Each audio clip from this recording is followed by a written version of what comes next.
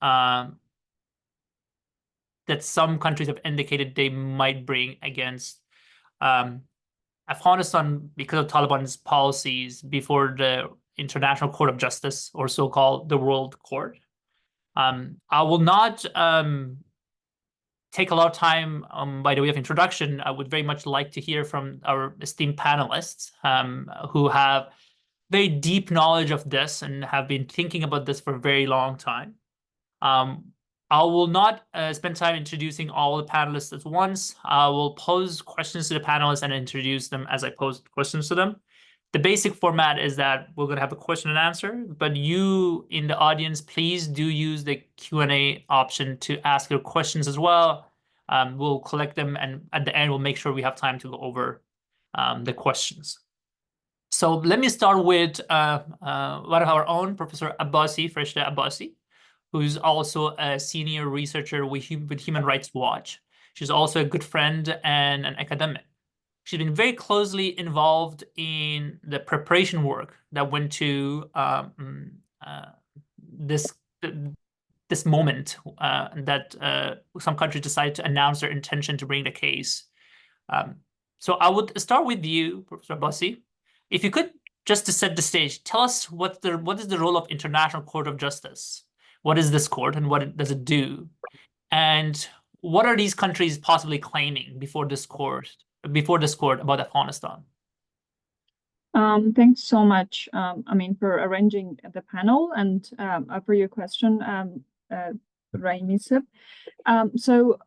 Basically, the International Court of Justice, or the ICJ, as you said, is the judiciary body of the UN and is, responsible to look into disputes between the states. And I think it's a very important point to begin here because since the announcement that was made on 25th of September by Australia, Canada, Germany, and the Netherlands, there have been misunderstandings, whether it's a case against the Taliban or the state of Afghanistan. And I would like to make a clarification here that the potential case would be against the state of Afghanistan, and the Taliban as the de facto authorities in the country, would be the ones who the case would be referred to. And I usually bring, an example and trying to say it in more simple words that let's say that if the case goes to the ICJ and if it lasts, I don't know, for another 20 years or something, and if there is a transition of power, would the case stop? Basically no, because this is a case against the state of Afghanistan. It doesn't really matter who is the government. It won't change with the government in Afghanistan. So what does this announcement mean for Afghanistan, and what is the base for it? So the base for this announcement is the Convention on Elimination of Discrimination Against Women, or CEDAW. Afghanistan ratified the convention in 2003 and has obligations under this. CEDAW is one of the most important conventions when it comes to women's rights. It obliges the states to recognize women's rights, but also protect and enable the environment for women to be able to access their rights equally with other members of the community. And Afghanistan has voluntarily consented to these in 2003, and that's why any CEDAW party, which is 139 countries in the world, 140 including Afghanistan, but 139 excluding Afghanistan, who is consented to the CEDAW and to the Article 29, which allows other parties to initiate a case or a potential case at the International Court of Justice in case there is a dispute in interpretation or application of the convention. And that's what is the base for this. So what happened in 25th of September is that the 4 states who are members to the CEDAW have announced that they have a dispute over, protection or application of this convention when it comes to women's rights in Afghanistan. And now a 6 months, period of negotiations have been triggered. So, and we are in that phase. So it has begun from the 25th of September. Thank you very much. Any of the other panelists want to provide a little bit more context about the court and the CEDAW convention? The convention was referenced. If I could just come in And briefly, Haroon, to yeah, briefly but let me explain. introduce you first Oh as yeah, well go ahead. before we hear from you. And I just want the audience to know a little bit more about you before we start. We are very lucky that Manuela Nono has made the time to be here. She's a senior strategic litigation officer with Open Society Justice Initiative. And many of you who follow this case know that Open Society did put a lot of preparatory work before this case was announced. Obviously, this case is brought by the states, but there was a lot of work that was done by NGOs and nonprofits and legal scholars to get us here. And Open Society Foundation was very much involved in that. Manuela was also a 2022 Women in Power Fellow, and also prior to that, she was a practitioner working as associate with White & Case LLP, which is basically practice international law. She's a graduate in international economic law from Paris Penton Assas University, if I'm saying that right, and also holds a master's in comparative law, so double masters, as impressive as that is. Thank you very much, Manuela. Please go ahead. Thank you, Haroon. No, I just briefly wanted to expand a little bit on, let's say, the procedural steps that Farashta was talking about, primarily because since this announcement was made on September 25th, there have been slight misunderstandings in what has been, let's say, published in the media. So on September 25th, like Farashta said, the 4 states announced that they have a dispute against the state of Afghanistan. What happens now, according to Article 29 of CEDAW, is given the, let's say, notification to the Taliban or to the state of Afghanistan, now the Taliban or the state of Afghanistan must respond. So we know that there has been, let's say, an online response from the Taliban, and we are tracking that. We don't know if there has been an official response, but the initial response on social media was, of course, denying what's being claimed. So that already helps establish the dispute between the parties. Then what happens next is there has to be a period of negotiation between the parties, so between the 4 applicant states and the state of Afghanistan. And then if those negotiations don't prove successful, then we move into a phase of arbitration. And that's when the 6-month period starts to run. So just to clarify, that contrary to what we've been hearing in the media, the 6 months have, they haven't started running yet. That'll start to run when the notification or the request for arbitration is filed by some of the states. And then it'll be 6 months, and then it'll be eligible to go to the International Court of Justice. Absolutely. And just to maybe dwell on this a little bit more, just to tease out how difficult it is to do it when you don't have an internationally recognized entity that is supposed to be the interlocutor with these countries as well as the court. I know I'm given to understand that practice is that the embassy based in Geneva would be the point of contact for the court, and they would relay the messages to their respective governments. But now that the Afghan embassy in Geneva does not have a link to the authorities in Kabul, do you know how the court intends to reach and basically communicate with the de facto authorities? Will they be communicating directly to the Ministry of Foreign Affairs based in Kabul? Who's the point of contact? Just practicalities of it. How does this work? So that's correct, Haroon. And oftentimes the notification is done more through the embassy in The Hague, since that's where the International Court of Justice sits. Sorry, I spoke, yes. No, it's okay. In this situation, given the complexities, we know that the notification has been done through Doha, through the representatives in Doha. So they've already had to maybe update the protocol to accommodate the practical difficulties of running this case. It would be interesting, please. Yes, but regardless, it's you just have to give notification to the state and the, whether it's the de facto regime or not, to the state. So while the traditional practice is to do so through The Hague, as long as it's through an embassy and it's known that it's gone into the state, then it's valid notification. Okay, good to know. And I know I just wanted to ask you another question, because you were involved in the background work that led to this, or your organization was involved. I'm not confident I'm not sure if you were personally involved. How did this case come to be? I mean, some people might have heard of it for the first time when it was announced by those countries, but obviously there was a lot of background work that gone into it. Can you give us a little bit of history of how we got to this moment? Yeah, no, absolutely. And thank you very much for that question, Harun, because the Open Society Justice Initiative has been working on this case, or this potential case, for the past 3 years. So it stems from the work that Open Society Foundations had done in Afghanistan for many years. OSF, as we call Open Society Foundations for short, had an office in Kabul. And in August 2021, when the Taliban came back into power, or rather OSF was working hard to help its colleagues, to help evacuate its colleagues, had to close down its office. And my good colleagues at the Open Society Justice Initiative, and just to explain the Justice Initiative, it's, let's say, the internal human rights law firm within the Open Society Foundations. So my colleagues at the Open Society Justice Initiative, I wasn't there at the time, but they started also brainstorming, researching different ways that we could help our colleagues on the ground, especially women lawyers and women judges that had worked on many of the OSF projects in Afghanistan. So then this is, how this idea started being conceptualizing. And of course, then it became a broader question of how to help Afghan women, more broadly.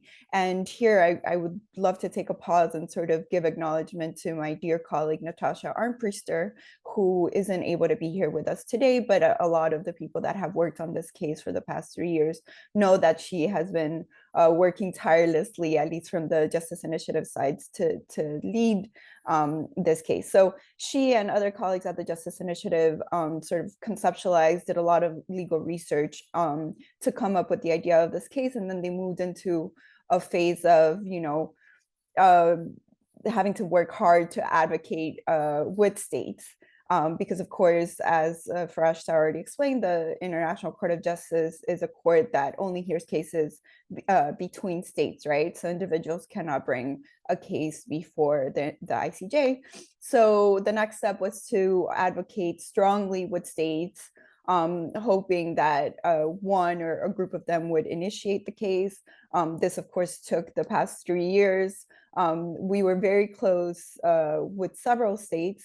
But unfortunately, some of them would back down because of security concerns or concerns about capacity and being able to sort of see the case through its entirety. So, it took a lot of effort. We had to hold a lot of panels, a lot of side events, through ONGA side events or side events to the UN Human Rights Council. We held one this past summer. And of course, this whole time working very closely with our Afghan partners like Rawadari, like dear Farashta, who has done a lot of work with Natasha, like the UN Special Representative on Afghanistan. So it's been really a collaborative effort amongst many, many, many groups. And of course, at the center of it all have been the incredible, very brave Afghan women that have been advocating for this. And then finally, so these 4 states have stepped up. We know that there are criticisms as to the identity of the states that are bringing this case, but in consultations with a lot of Afghan women and the Afghan civil society, I think there is a consensus that a case is better than no case. Thank you so much. I appreciate that back. And we're going to come back to the question of identity of the states who brought it. Richard, now Richard Bennett, I will now turn to you.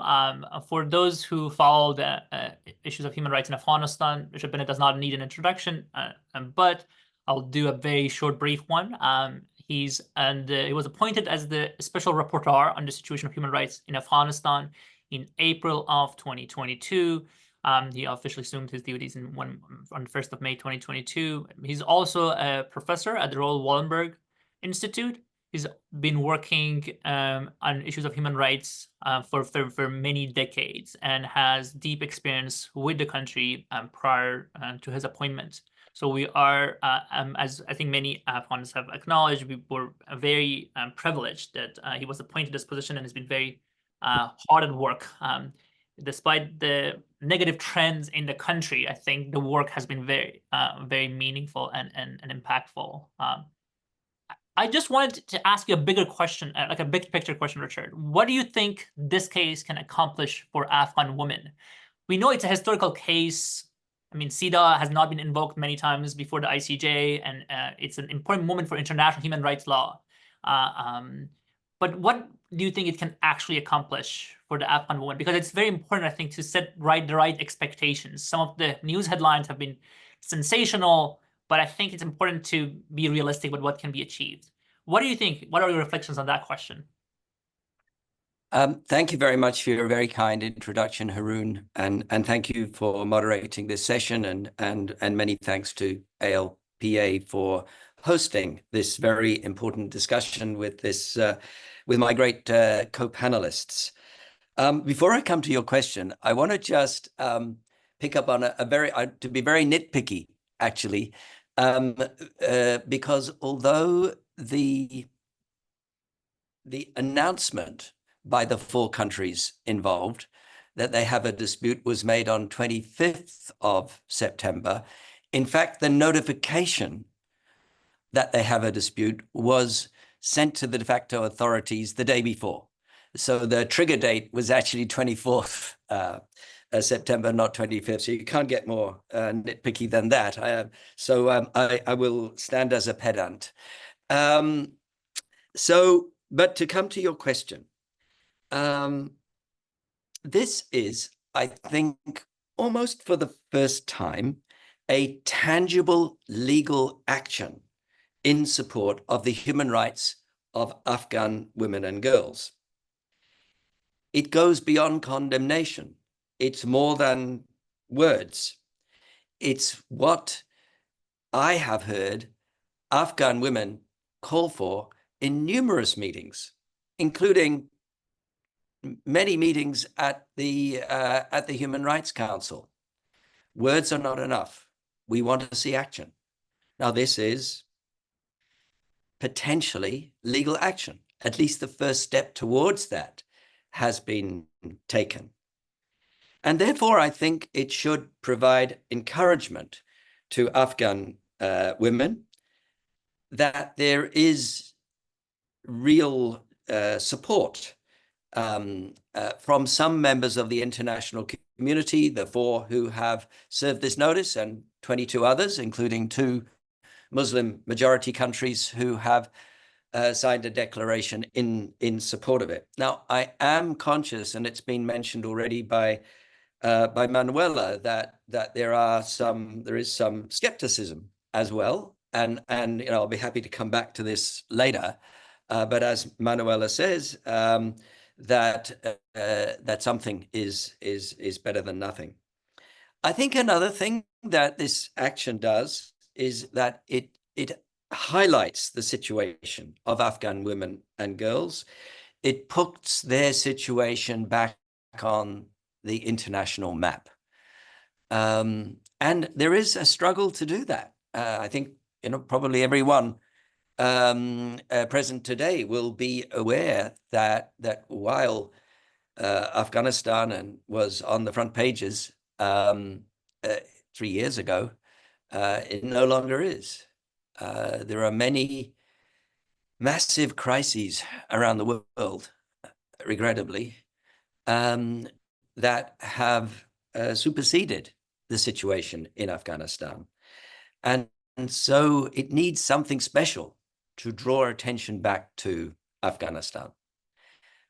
Some of us have also been raising the issue of gender apartheid in support of Afghan women's campaign for this issue. And gender apartheid is powerful language. It makes people sit up and pay attention.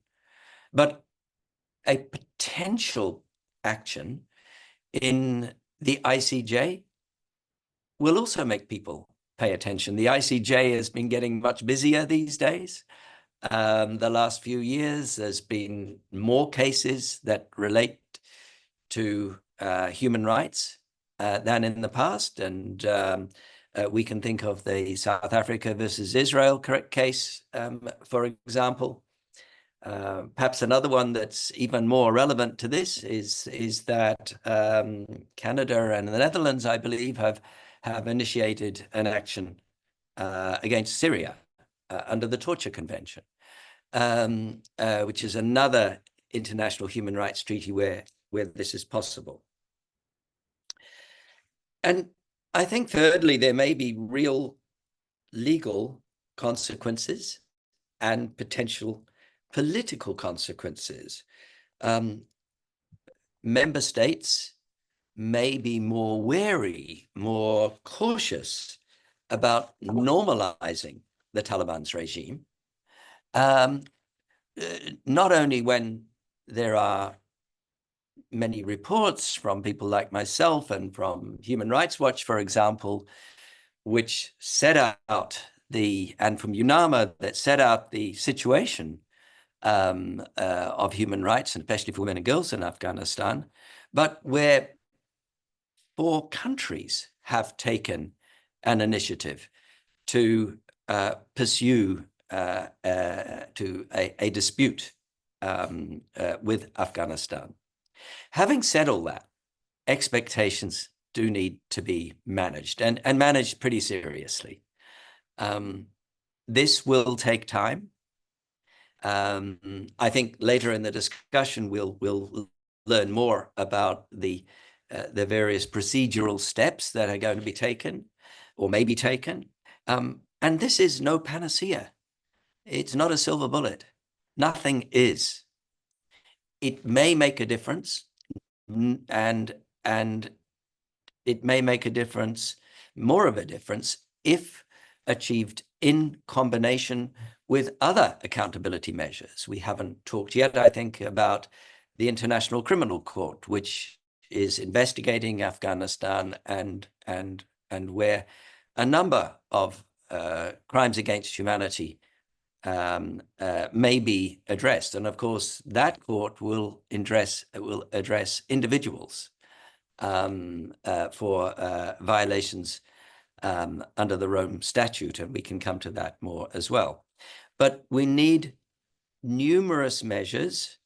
In fact, I called it all tools that are available to the international community to bring about not just pressure, but actual accountability for very serious international human rights violations. And so what I would see is that this is an important action, but it is one of many, including perhaps my own mandate from the Human Rights Council, the work of UNAMA mandated by the Security Council, and the work of other human rights mechanisms, both treaty bodies and special procedures mechanisms. In combination, they're more likely to make a difference, but we should manage expectations. Things are going to take time, and change is not likely to happen tomorrow. Thank you. Oh, thank you so much for that sobering thought and that comprehensive overview. Indeed, it demands an all-tool approach, something we've been advocating for, and many have also underscored. We're going to have to unpack a little more this case, and hopefully it will be a positive contribution to the rest of the work that you and others have been doing, including the Afghan women in the country who are keeping the protests alive. First, and on that note of Afghan women in and inside the country and outside the country, many of you, and rightly pointed out, all of you pointed out that this is an interstate claim under public international law. It is brought by certain member states against Afghanistan. So what is the role of Afghan women in all of this? How can they actually get involved, both those who are within the country and outside the country? Is there any place for them in terms of an institutional design of the process, also in terms of the politics of it, in terms of the people who are involved?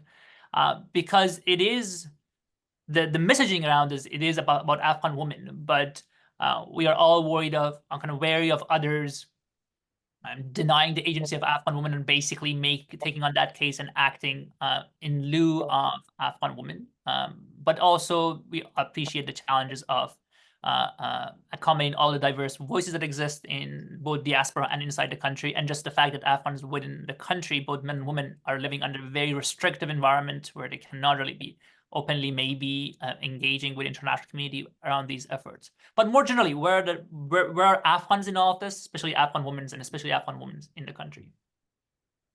I mean, I mean, Richard and Manuela both kind of went through this, that the advocacy is always long. So even though there has been, I mean, nearly 3 years of effort to make this announcement happen, our work is not done and finished there. I mean, and one of the things that has been, I mean, my concern, at least since, I mean, let me pick the 24th of September, as Richard mentioned, since 24th of September, is that we need to be very conscious of the process, and we need to monitor it very closely. Because I agree with you that this is, I mean, basically an interstate announcement, and this is going to be a case between the states. But it's very important that for us to make sure that at the heart of it, it is the case of women of Afghanistan at the highest court of justice. So there is a consensus on the fact that most of the provisions of the CEDAW is being violated. I mean, for example, women in Afghanistan do not have access to their right to education. I mean, right to employment. And I mean, these fundamental rights are very interconnected. So, for example, even though the Taliban have never announced that women are not allowed to access their right to health, but their restrictions are actually impeding women from accessing their right to health. So, I mean, there has been some extensive research done on this, and I mean, I think that the states have a very solid case before the International Court of Justice. And we call it potential, I mean, as you put it, right, because we still have a long process. As Manuela mentioned, there was a 6-month period of negotiation. And I mean, as I have mentioned it previously, I'm a bit, I mean, cautious about even using the word negotiations, even though that's the legal definition of the current process. But I am cautious about using it because people in Afghanistan don't really have good memory about hearing the word negotiation. So I saw that some of the activists have echoed that they're very concerned about these 4 states negotiating with the state of Afghanistan over these things. So I wanted to clarify that the period of negotiation doesn't necessarily mean that the foreign minister of Australia and Canada and Germany and the Netherlands would meet with the foreign minister of Taliban to speak about these things. So it's not going to be a high-level negotiation in that sense. It's a legal process that needs to be done. And there's a 6-month period of arbitration if the Taliban agrees to that. And the idea is that if the negotiation fails and then the arbitration fails, that's when the states can file the case to the ICJ. And that's when our, the role began. So one of the things that is quite important for these states is to need to make sure that they're consulting widely with the women of Afghanistan. So even though ICJ, like ICC, doesn't have any procedure to involve victims and survivors, but the states can come with creative ways to do so. So they can consult with women of Afghanistan. They can hire, lawyers who are dealing with the case, could be women from Afghanistan. The comms person who's reporting back. So, for example, the comms person who's reporting back, especially to the local community in Afghanistan. So one of the things that people are frustrated, especially, with the ICC investigation, is that we don't hear much about what is happening with ICC, why it has taken so long. How is this process being handled? So it's quite important to make sure that the local community, especially women in Afghanistan, who have become hopeful since the announcement, are very well aware of the procedure. And the comms person for this could be an Afghan woman who's giving the updates. If ever the case reaches to the ICJ and if we ever get a hearing, I think it's also important to make sure that women of Afghanistan have a seat there. And they're also present in the room when the case is being presented. One of the things that I also want to add is that the question that how it can change things for the women in Afghanistan. There's a short period and a long run. In the short run, there are actually things that we can do. And this is one of the things that if the case goes to the ICJ, we want to see is for these 4 states, hopefully, other states or 4 states who have claimed and 22 states who are currently supporting the case, is to request for provisional measures. And this is, I think these are part of those entry points that we as the women of Afghanistan can actually advocate for, to make sure that they are filing, because the court has the authority to order the Taliban provisional measures, which in this case would mean that for the Taliban to reverse ideally all of the bans and restrictions on women and girls. So this is one of the things that could happen in the short run. And I mean, in the long run, as you said, this would be the first ever, this is the first ever case based on the CEDAW. The International Court of Justice, it's a huge step for women of Afghanistan, but also for all feminists around the world and all international movements fighting for equality, gender equality. So it is a huge step. And I mean, and it is very important for all of us to make sure that we are involved and we are monitoring the process very closely, especially as you mentioned, and I'm sure colleagues will wait on later about the controversies around these 4 states who filed the case. So it's important to make sure that that is being addressed through an inclusive, dialogue and conversation discussions with women of Afghanistan. I will come back to the question of the applicants in this case, but I think one point that was raised by many of you rightly was this the impact it may have on the status of the Taliban as the government of Afghanistan, the legal government of Afghanistan. And now I turn to you, Manuela. As you know through your work, it's been a constant worry. What does this mean for the recognition of Afghan and the Taliban government? Richard, I think, highlighted that the hope is that this could actually prevent a normalization. So it would have, the hope is that would have the opposite effect. That would legally constrain the states from normalizing the relationship with the government that Taliban have established. But from a legal point of view, they are being treated as an entity comparable to the government because their actions are attributed to the state of Afghanistan, and the state of Afghanistan is being sued for the policies they've enacted. So you can see how the confusion could arise that if Afghanistan as a state is being sued for the action of the Taliban, doesn't that mean that Taliban have the authority to bind the Afghan state to basically act as the Afghan government? We have, I would like you to comment on both the legal issue of recognition, what this case could mean for the legal status of the Taliban government, but also from the political side of it. If Taliban, and this is a big if, decide to engage, because first I was pointing out this point of negotiation. If the Taliban actually decide to engage, make this a forum where they will act like a state, they will actually, and it is a far-fetched idea, but they could actually send a team to The Hague and say, we would actually like to make pleading, take the stage and act like a state. I mean, the issue of Israel and South Africa was the case of Israel and South Africa was brought on, but that was a major international event. All eyes were on The Hague. If you have that image of Germany, especially given the character of these states, you have Germany standing on one side and you have a representative of the Taliban standing on the other side, arguing before the court, just performing as co-equal before the court. What do you think of the power of that imagery? What would that actually mean?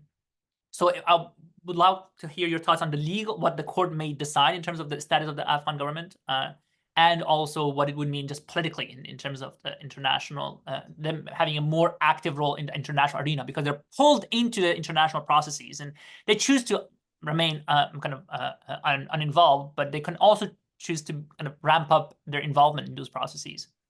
Yeah, no, absolutely. This is a very important question. And like you said, Haroon, this is a question we often get. So I'll address it from both points of view that you're asking, from the legal perspective and from the political perspective. So from the legal perspective, it's important, well, first to start at the fact that no state has recognized the Taliban as an official government, right? And that's still where we stand. Now, the specific question in legal terms is, does a case before the International Court of Justice require or result in recognition of a de facto government, right? And we have precedent before the court where it's very clear that bringing a case before the International Court of Justice does not require recognition of the Taliban or result in legal recognition of the Taliban, or, you know, in other cases, other de facto governments, or, you know, revolutionary governments that were in power. And we can give specific examples of this. So for example, in the 1960s, the apartheid cases against South Africa brought by Ethiopia and Liberia, neither applicant state recognized the let's say, regime in power of South Africa at the time, and they were in fact working very hard to discredit the regime in power internationally, and yet they still brought the case before the International Court of Justice, once again, despite not recognizing the regime at the time.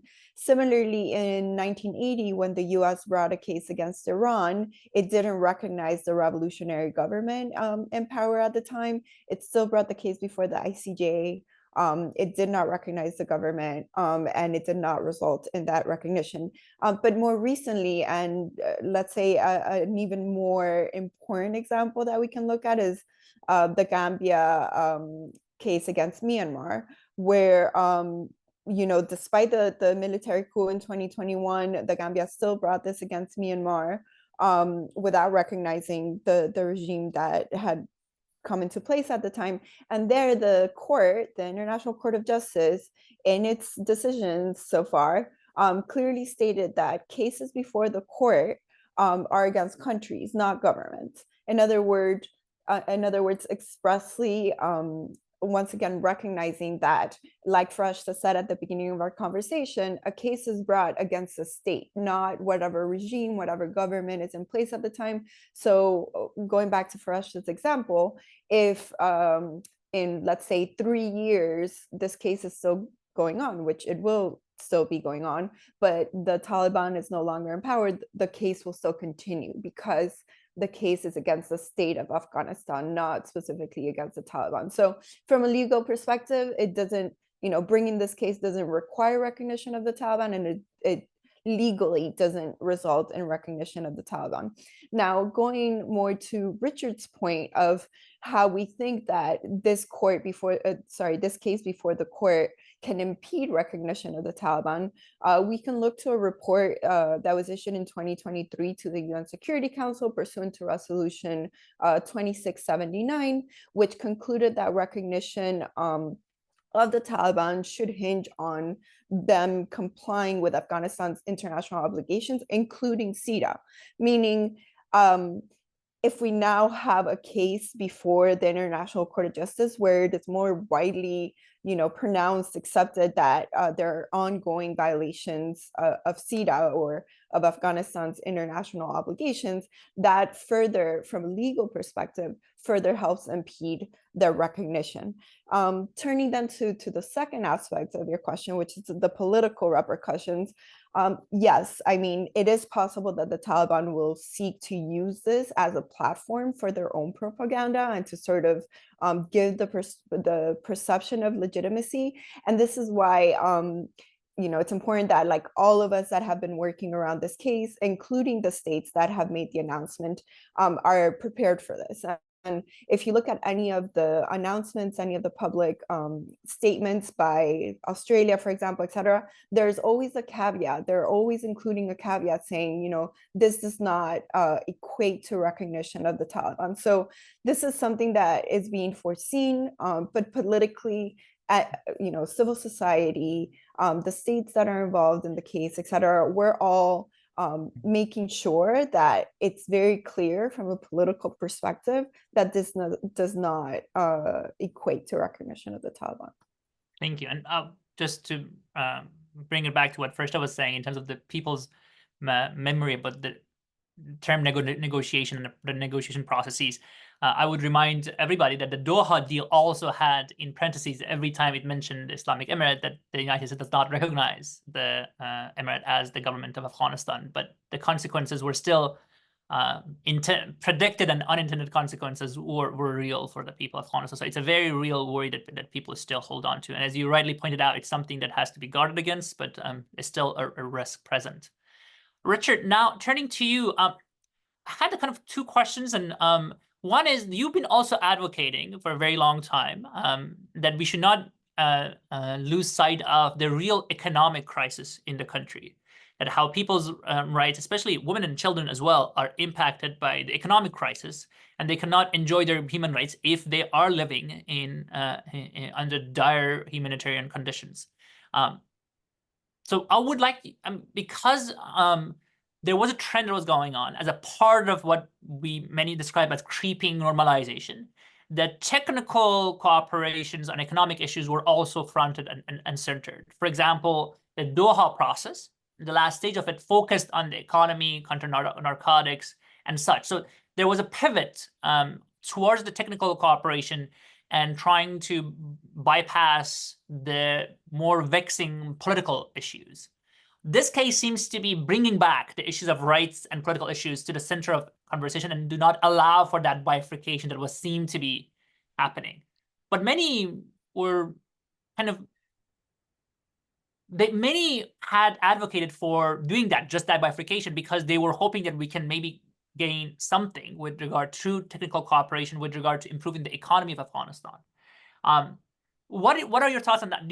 How do you see this case? If the goal is to further restrict engagement with the Taliban, or if not the goal, if it's the one possible outcome, couldn't that further complicate the efforts that are ongoing to get the economy going, get the banking sector on its feet again, make sure that the humanitarian workers can actually work in the country with fewer restrictions, both from the side of Taliban and the international restrictive legal regime that are already in place, because Taliban are a sanctioned entity still under the UN Security Council sanction system. What are your thoughts on that? That's one question. And the other, more broadly, is about your mandate. How does this case relate to your mandate? I know you're trying to document, that's one of a focus of your documents, human rights violations. Would you see your work contributing to restricting the case that is being made? Because I imagine they would have to provide documentations. My understanding is that the case is going to hinge on more or less on the formal policies Taliban enacted, not necessarily the empirical kind of establishment of the actual conditions on the ground. But I imagine documentation could be an issue that could have an impact on this case as well. So the impact on your mandate and the impact on the economy with regard to this case. Thank you very much, Haroon. On the regard to the economy, you know, I think I have consistently called for the continuation of humanitarian aid to Afghanistan, because reducing that aid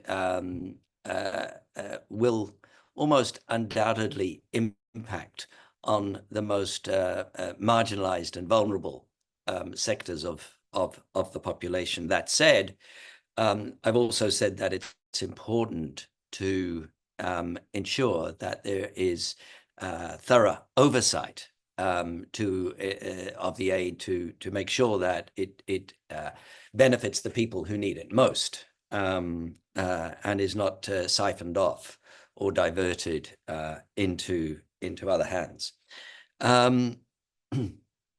But I think another point I'd make about the economic issues is that this action is calling for equality for women and girls with men and boys. And at the moment, the economy is suffering, and there are various figures around, but some say to the tune of around a loss of around $1 billion a year due to the exclusion, largely exclusion, of women from the economy.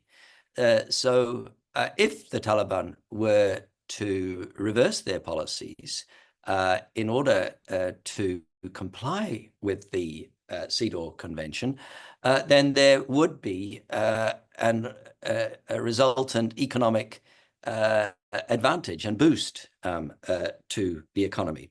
And then just maybe on a slightly kind of a little more kind of philosophical approach is that human rights work is often a bit paradoxical, especially the way the UN carries it out.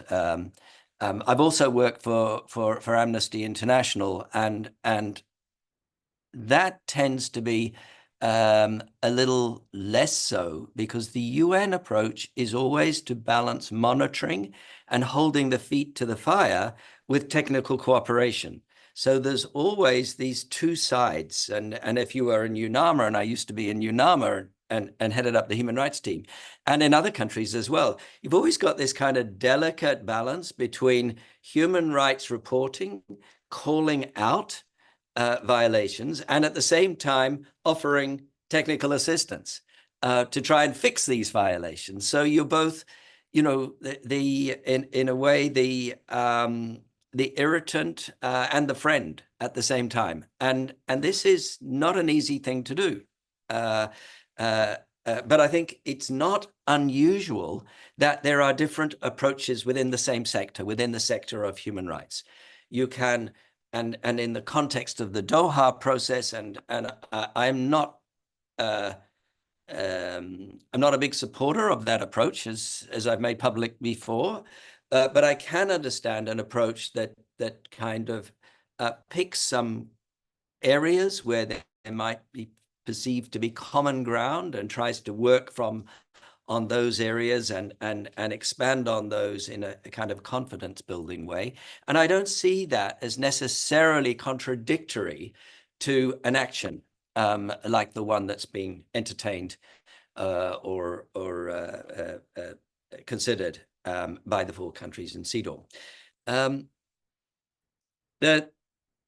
Touching on my mandate, well, 2 points mainly. I have, as part of my mandate, a direction to document and preserve information about human rights violations taking place. And so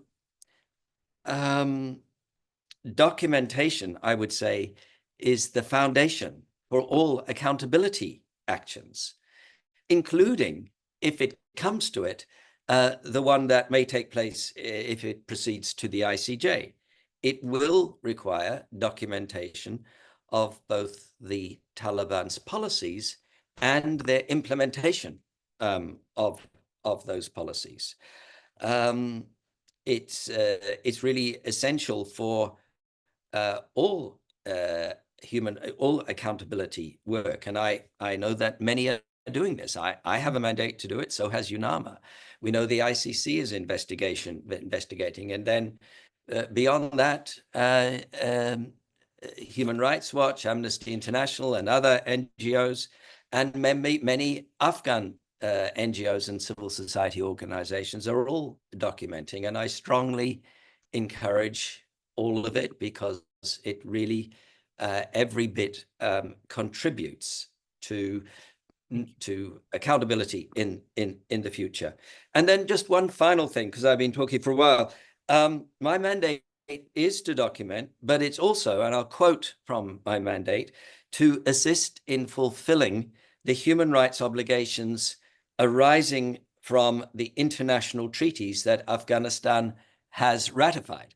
So I think my support for the action under CEDAW is perfectly in line with that part of my mandate. This can or could assist in fulfilling the obligations arising from ratified international treaty obligations, in this case, CEDAW. So therefore, I do support it. Thank you. Appreciate it. Thank you very much. And indeed, there is a lot of synergy in, as you pointed out, the foundational work of documenting the human rights violations for these efforts, and also future efforts that we hope may come from even within the country. Inshallah, one day there will be at least a truth and reconciliation, we hope, and work towards. It's important to make the record. I think one of the points that was raised by Natasha from the Potencial Foundation in one of the meetings we had was that this case potentially could get the story of Afghan women on the record in international courts, regardless of what the decision would be. Testimonies about their lives would be made into the record of International Court of Justice, and that is an important. I think it's a valuable thing in itself, just from a historical perspective. Recognition and acknowledgement of people's dignity, their rights, and the fact that they have been subject to this form of violence, I think is a worthwhile thing to do.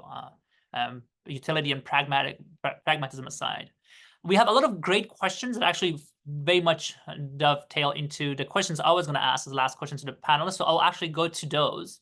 so we get more involvement from our participants. The first question, actually, we addressed it at length. It has to do with the impact this case could have on the recognition of the Taliban, the legitimacy they may the perceived legitimacy, and all of that. I think we answered that thoroughly, so I don't feel like we need to spend time on that. The other one that is actually, I think, is still worth kind of pausing on is the what comes next. And there's a couple of questions from two people, Shafiqa and Fawzia, that are basically asking what happens now, and what if, even if you get a provisional measure, which could be faster, provisional order, or maybe even final judgment in many years, what comes out of this? I think what they're asking. So Manuela, if you could just lay down what, I mean, you described the process of negotiation and the arbitration, and then finally the actual adjudication that could take place. But if you could just stretch it maybe even further and play at least a couple of scenarios of what could happen depending on how Taliban respond. And at the end, if there is a decision, provisional or final, how could it actually be enforced? Like, what is the impact? Are the Taliban already a sanctioned entity under the UN Security Council resolutions? Like, what more can be achieved by going through this route? Yeah, no, thank you, Haroon.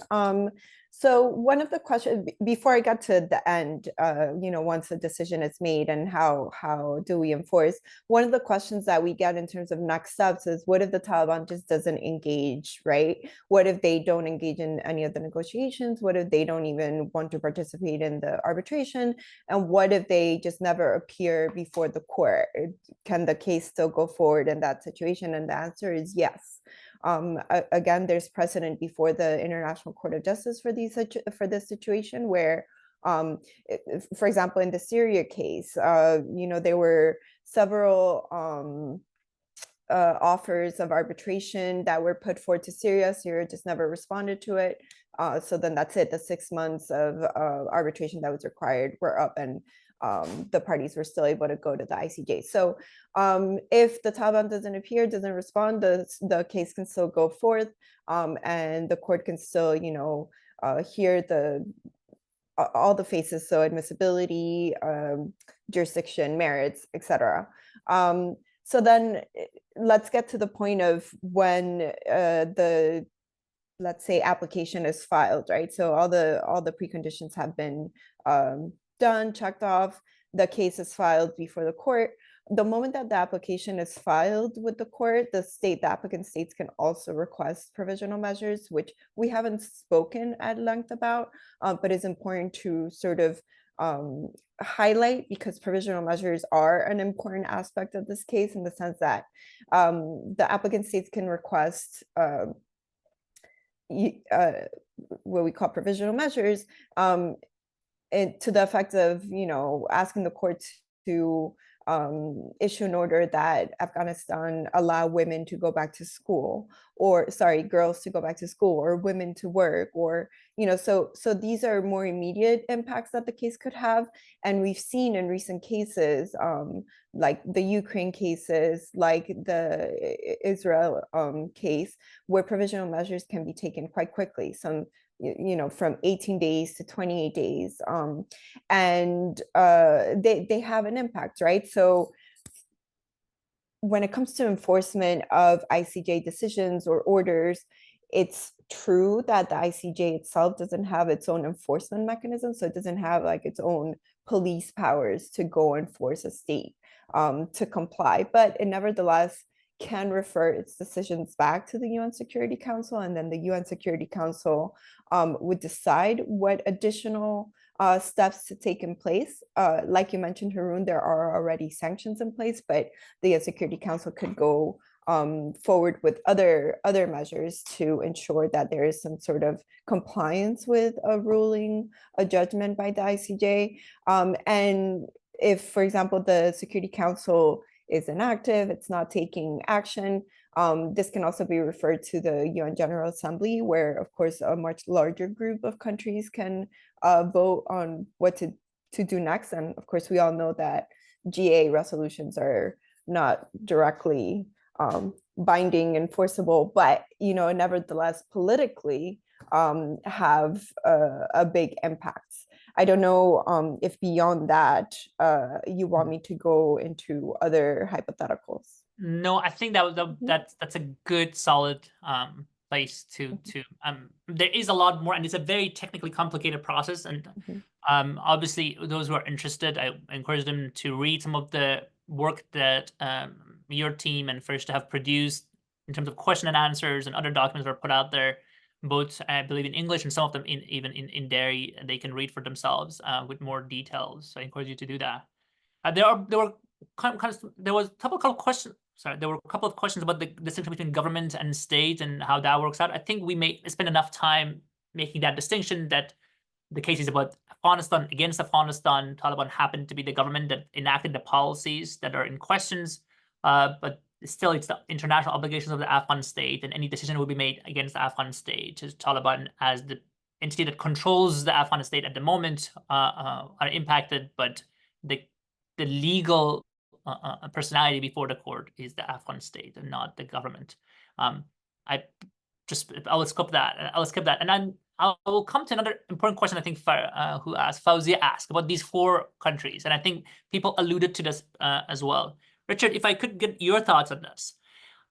These countries were involved in the Afghan conflict, so they are not neutral. They were part of the NATO. Australia, as you know, is dealing with the allegations of war crimes, and sadly, the only person they've held to account so far is the whistleblower that made it public.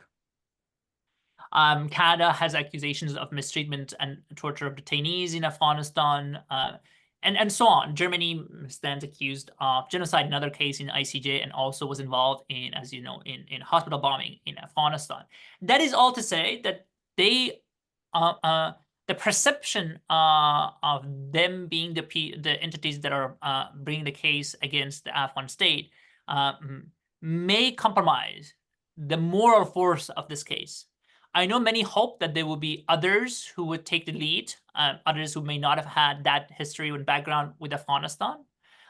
If you want to comment on that and why that might not have materialized, I think many pointed out that eventually it is the decision of the states whether they bring a case or not, and it is an interstate claim. Also, if you could, I would also like to highlight that many states have expressed support for this action. So including Muslim countries have, like Morocco and others, have expressed support. And later on in the process, other states can choose to engage and intervene in this case. So it's, even though there are the applicants, there could be other intervening states. But with all of that, with all of those caveats, but just the optics of having Germany, Canada, Australia, and Netherlands bring a claim against Afghanistan before the International Court of Justice. How do you assess that? And how should we think about this process while keeping in mind the need for accountability for the actions of these countries themselves with regard to Afghanistan? Haroon, I mean, I'll be frank. I think that the optics would be much better if there were other partners in this case. Especially partners from Muslim majority countries. This is just my opinion, but I think that's one part of it, and we've all, I think, in other discussions talked about the importance of the region and of Muslim majority countries in calling out the Taliban for their violations of human rights and for their specific interpretations of Islamic Sharia, and at the same time initiating accountability processes. So I would hope that others will join, and I in a way wish that others had joined. On the second part of your question, I have been, I think, a consistent advocate calling for comprehensive accountability, not accountability for one or two parties to this long-running conflict in Afghanistan, not accountability in a survivor-centered approach just for those survivors, important as they are, of the last 3 years or so, but accountability that also gets to root causes, and as well as that, demonstrates responsibility. And so then, therefore, I welcome actions at the national level by those states who participated militarily in Afghanistan to bring about real accountability for the conduct of their own soldiers and perhaps even their own politicians at times. And so I would continue to do that, and I hope that. And you mentioned Australia, and for example, that they follow through on their investigations and prosecutions. I noticed last week, in fact, that the Taliban, that the foreign minister invited the investigators from Australia to go to Uruzgan. It'll be interesting to see what happens around that. I also just want to finish off with one other thing that I think is relevant to this case. Pretty much all states have signed up to the Women, Peace and Security agenda, and a few states have also announced feminist foreign policies, including 2 or 3 of those of the 4 that are involved, or maybe all of them. I'm not sure. So I think there is an element of them seeking to put their money where their mouth is on feminist foreign policy. That's a good thing. What is not a good thing is what has sometimes been referred to as pinkwashing, which is doing this to divert attention, kind of positive attention, and to this action and away from other actions that have been heavily criticized. And I think, we've already referred to other ICJ cases involving Germany and South Africa, where I think that has been brought into the picture. I don't buy this as a particularly transactional issue. I think that Germany is genuine, but I also think they should be, all of the 4 countries should be mindful of the optics as we started. Absolutely. I think, as you pointed out, one thing they could do is take more seriously their internal accountability mechanisms. That would absolutely lend more credibility to their work here if they were willing to hold their own to account. And hopefully other states will join, and it becomes a much more diverse and wide effort. And hopefully countries in the region and the Muslim world will be joining as well. I'm mindful of time. We've gone over an hour, and I'm very appreciative. As last question, I think there's a question about from Farzana, and the question happens what if Taliban allow girls to go back to school? But I think underneath the question is maybe a broader sense of this is only one aspect of harm in Afghanistan, the issues of women's rights. There are many different groups that are suffering in many different ways. And I think there was some concerns that by going to under CEDAW, maybe are we creating a hierarchy of victims? Are we maybe taking attention away from the kind of the whole country and everyone who's suffering? And are we privileging certain victims over others? I just want to invite your thoughts about why is it important to go with CEDAW in this particular case, even though it is very much women's rights centric. And women's rights are an important issue in Afghanistan, but they're not nearly, I mean, it is not, as Richard said, it's not nearly as comprehensive of all forms of harm that are being committed and all forms of violations that are being committed in Afghanistan. What are your thoughts on that? And it will be to answer the question. After that, we can have a very brief concluding remark from everybody and conclude. Manuela. Yeah, no, I would go back to what Richard always says about an all tools approach, right? And we're just reminding everyone that this is just one aspect, and we recognize that this isn't addressing all the harms that are being committed in Afghanistan. This is just one aspect of what's going on the ground. And yes, this particular case is more focused on women's rights, but of course, when we look at the investigation that the International Criminal Court is conducting, that's more wide-reaching in terms of crimes, right? So that's not only going to be focused on women, even though we do know that they are investigating gender persecution as a crime against humanity as one of the crimes to prosecute. But of course, then when we talk about other tools, and we haven't really talked about this as much yet, we have the potential of bringing universal jurisdiction cases to address other harms, right, that aren't being addressed at the ICC or at the ICJ. And there are broader campaigns like the campaign to codify gender apartheid, which again would focus on women, but a lot of the discussions there are also how that impacts men and how that impacts the society as a whole. So for example, yesterday we were speaking on another panel where Shaharsad, dear Shaharsad from Rawadari was mentioning, well, you know, like what's going on the ground with women doesn't just impact women long term, it also impacts the entire country.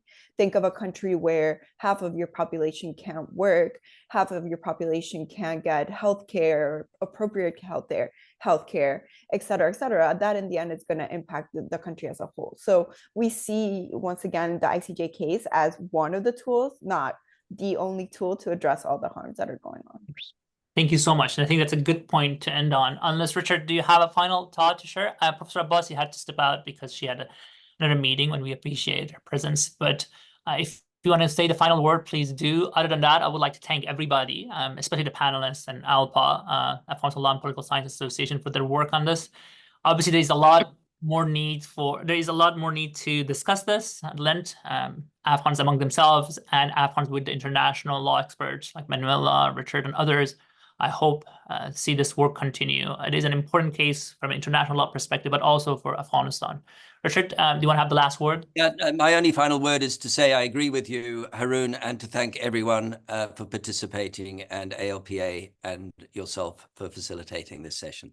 And thanks also to Manuela and Fareshta.